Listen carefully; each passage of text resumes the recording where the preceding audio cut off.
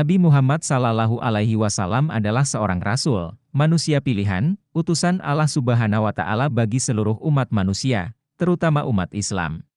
Dan sunnah-sunnah beliau, baik itu berupa perkataan maupun perbuatan, dijadikan contoh bagi seluruh umat Islam.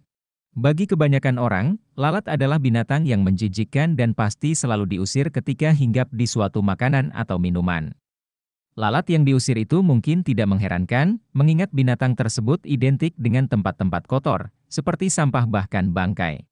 Oleh sebab itu, lalat diyakini membawa bakteri atau penyakit, sehingga berbahaya jika hinggap di makanan atau minuman. Namun, bagi kita umat Muslim, ternyata ada hal menarik dalam menyikapi lalat yang masuk ke minuman kita. Ketika lalat itu berenang-renang di dalam minuman, justru kita dianjurkan untuk mencelupkan tubuh lalat, baru kemudian membuangnya. Meski kedengarannya aneh, tetapi pada kenyataannya bersumber dari hadis Nabi Muhammad SAW.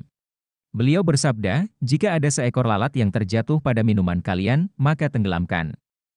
Kemudian angkatlah lalat itu dari minuman tersebut, karena pada satu sayapnya ada penyakit, dan pada sayap lainnya terdapat obat.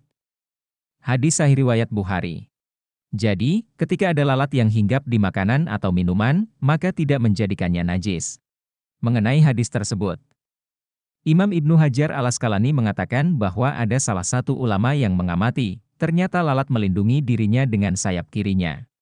Penelitian sains yang dilakukan oleh Dr. Reham Muhammad Atta lulusan Fakultas Kedokteran, Universitas Kairo berhasil mengungkap keajaiban lalat tersebut.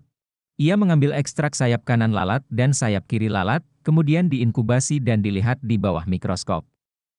Hasilnya adalah bahwa pada sayap kanan lalat tidak ditemukan mikroorganisme patogen baik dari bakteri maupun fungi. Sehingga dapat ditarik kesimpulan bahwa lalat juga membawa obat penangkalnya pada sayap lain.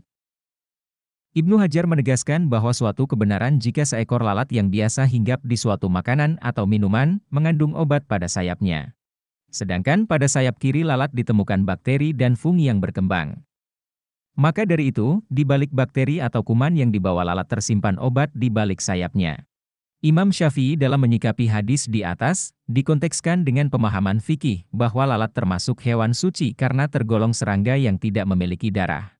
Wallahu a'lam bishawab.